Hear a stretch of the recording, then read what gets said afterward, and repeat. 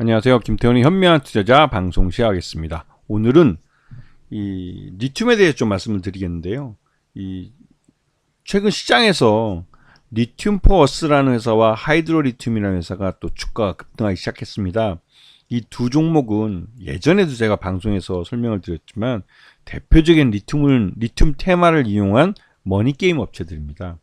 이 말씀은 이 두 회사가 그 리튬과 관련한 그 비상장 기업이 있습니다. 모회사인 그 회사들과 함께 리튬을 재료로 해서 시장으로부터 자금을 조달을 하고 또 그렇게 해서 뭐 새로운 신규 사업을 여러 가지 벌인다고 막 하면서 돈을 까먹다가 또 돈 떨어지면 또 새로운 호재를 내놓고 주가를 띄우고 하는 식으로 그 실제 리튬 관련된 사업으로 돈을 버는 게 아니라 리튬 관련 사업을 한다고 해서 주식을 그러니까 채권을 팔아서 돈을 벌거나 하는 그런 전형적인 머니게임 행태를 나타내고 있죠. 그래서 이런 부분을 좀 미리 좀 말씀을 드려야 될 것 같아서 지난번 방송을 하고 꽤 시간이 지나서 잊어버린 분들이 많을 것 같아 다시 한번 좀 방송을 해드리려고 합니다. 지금 리튬은 이 전기차 시장과 함께 성장을 하고 있습니다. 이 전기차에서 리튬이 대규모로 많이 소비가 되고 있고 이 수요가 있기 때문에 이 리튬에 대한 그 자원적 의미가 굉장히 중요해지고 있는데요. 이 리튬은 수산화 리튬과 탄산 리튬으로 나눠지는데 이 수산화 리튬은 고용량의 전기차 배터리, 즉 전기차 배터리와 같이 전기차를 움직일 수 있는 그런 파워를 낼 수 있는 그런 에너지를 저장할 수 있는 그런 수산화 리튬이 있고 또 탄산 리튬은 그 힘은 좀 약하지만 보급형 전기차라고 할 수 있는 그런 자동차를 움직일 수 있을 만큼의 LFP 배터리나 소형기기 배터리 등에 사용되는 그런 배터리입니다.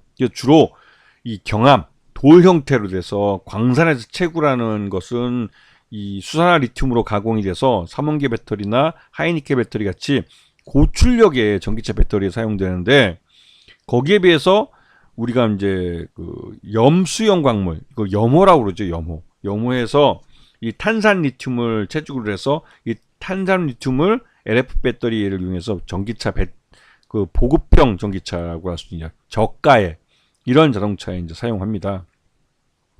그러다 보니 이 리튬에 대한 수요가 많이 늘어나고 있죠. 그래서 이 리튬은 주로 이제 양극재 쪽에 주로 많이 사용되고 이게 이제 그 음극재나 분리막 전해액과 함께 사용돼서 이제 전기차 배터리 셀이 만들어지고 그 셀이 모듈이 되고 모듈이 배터리 폐기돼서 전기차에 사용되게 됩니다. 그런데 그러다 보니 리튬 가격이 굉장히 급등을 했었어요. 2023년 이전만 해도 이 전기차 배터리에 대한 수요가 급증을 하고 이 조만간 뭐 전기차 보급 뭐 대중화의 시대가 온다 막 이러면서 전기차 모델들도 많이 늘어나고 생산량도 많이 늘어나다 보니 이 리튬에 대한 수요가 급증하면서 리튬 가격이 굉장히 올랐습니다. 하지만 이렇게 가격이 오르면 또 그에 대한 이 채굴이나 광산 개발이 늘어나면서 이 공급량이 또 늘어나게 됐죠. 그러면서 최근 들어서 이 2023년 들어와서 이 리튬 가격은 급전직하로 떨어졌습니다. 근데 요 사이에 하이드로 리튬이라는 업체하고 리튬 포어스라는 회사가 이 리튬 테마를 이용해서 주가에, 그러니까 주식시장에 화려하게 등장을 했죠. 그래서 뭐 말 그대로 이제 주가가 급등하기도 했고 그 사이에 수백억의 이 전환사채와 BW를 발행을 해서 시장으로부터 그만큼의 자금을 조달을 했고 또 그 자금을 기반으로 해서 다양한 뭐 M&A도 하고 별 그 새만금의 공장도 짓고 별걸 다 했죠. 하지만 그 사이에 전환사채와 그 BW가 주식으로 전환되거나 또 행사가 되면서 주가는 관련주들의 주가는 계속 떨어졌습니다. 거의 10분의 1 토막까지 떨어졌죠. 지금 리튬 수급을 보면 2022년을 기점으로 해서 이 리튬 생산량보다 그러니까 수요가 더 많다가 이게 역전이 됩니다. 즉 공급 초과가 발생하기 시작한 거죠. 그만큼 리튬에 대한 이 광산 개발이나 염호 개발 같은 것들이 다양하게 많이 이루어지고 있는 상황입니다. 그리고 이 하이드로 리튬과 어반 리튬, 즉 이름은 이제 리튬 포 어스라는 회사 이름으로 바뀌었는데요. 이 회사들이 새만금에다가 5천억을 투자해서 뭐 거기다 공장을 대규모로 짓겠다라고 이렇게 투자 협약을 맺었는데 이게 제대로 지켜졌는지는 좀 의문입니다. 그래도 이 새마을금 개방청에서 새마을금 지역을 2차전지 쪽이나 이런 소재 쪽 이쪽 산업 단지로 개발을 하겠다고 해서 관련 업체들을 많이 이제 끌어모으고 있죠. 근데 이때 이제 이 하이드로 리튬이나 리튬 포 어스도 이러한 바람을 이용해서 시장에서 자금을 대규모로 조달을 해갔습니다.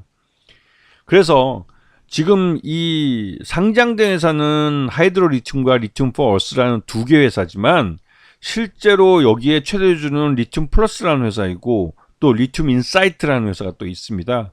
여기에 이제 여러 이 포스코에서 리튬 사업을 했다는 사람들이나 하여튼 여러 다양한 인물들이 이름들이 나오는데 결국은 이 리튬 포어스나 하이드로 리튬이 진짜 리튬 사업을 할 수 있는 회사인지 이에 대한 부분이 검증이 제대로 이루어지지 않고 지난 몇 년 동안 계속 돈만 까먹고 있었죠.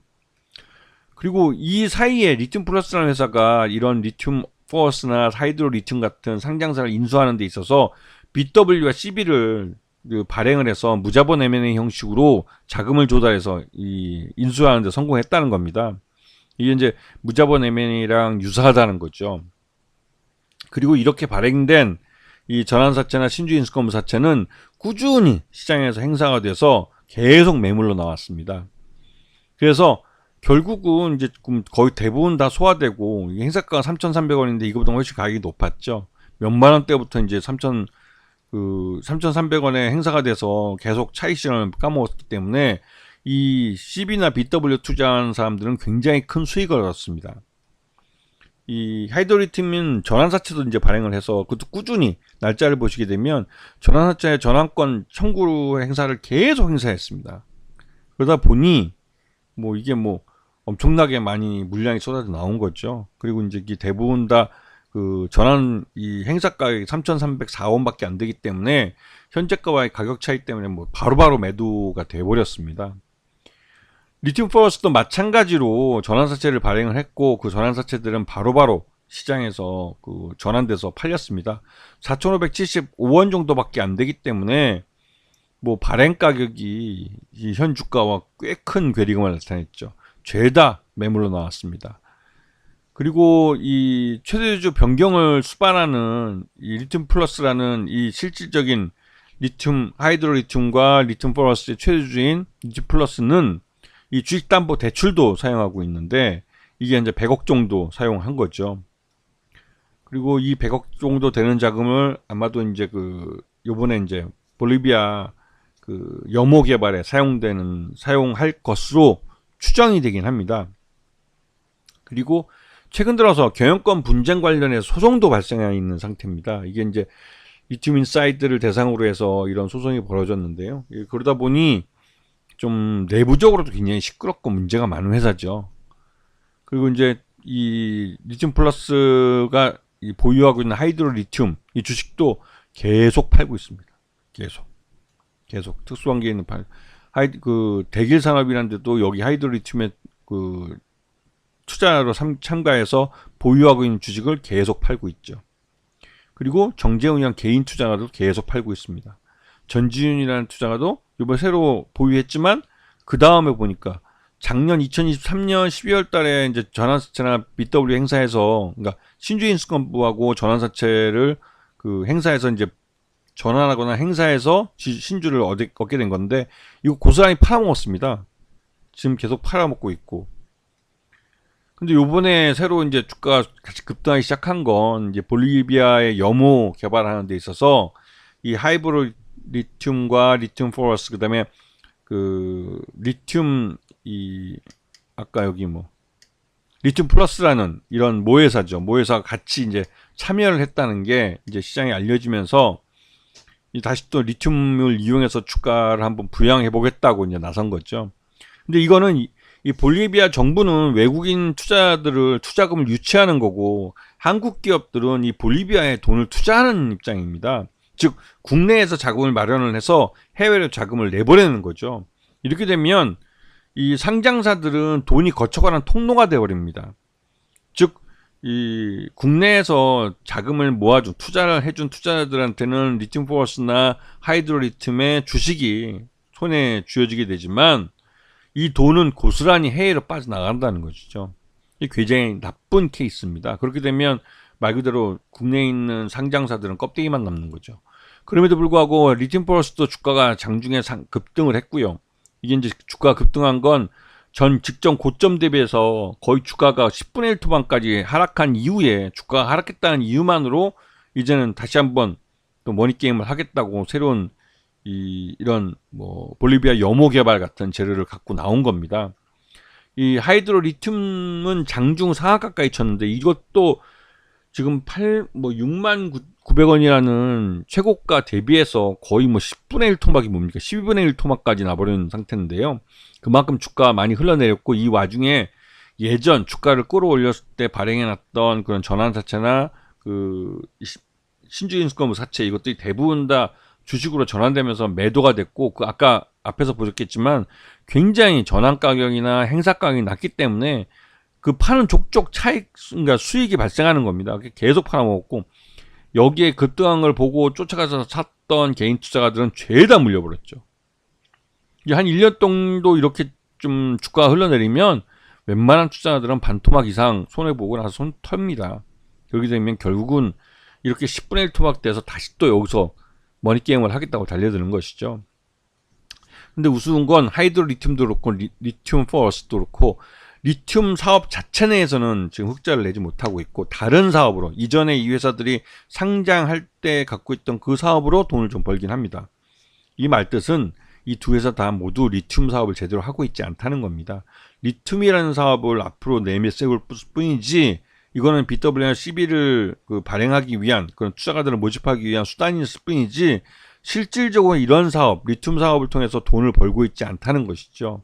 그렇기 때문에 이 회사들은 머니게임이 될 수밖에 없는 겁니다. 주가가 쌓여서 주가가 단기적으로 급등할 수는 있어도 지금처럼 이미 한 번 머니게임을 해먹은 다음에 두 번째 하는 머니게임에선 주가가 이전처럼 그렇게 많이 급등하기는 어려워요. 왜냐면 이미 투자가들이 속을 만큼 속아봤기 때문에 예전처럼 이렇게 막연히 믿는다는가 그런 것들이 없습니다. 그리고 주가가 오르면 그동안 많이 물려있던 개인 투자들이 또 계속 투매를 던집니다. 그나마 손실을 줄이면서 팔 수 있는 기회가 왔다고 해서. 그렇기 때문에 두 번째 머니게임 할 때는 그 전에 했던 머니게임보다는 못한 가격대에서 대부분 꺾이죠. 그리고 나서 이제는 자기 주력 사업에서 수익을 못 내기 때문에 자칫하다가는 최악의 상황까지 내몰리게 되는 경우도 있습니다. 이런 부분을 조심하셔야 되는 것이죠. 아시겠죠?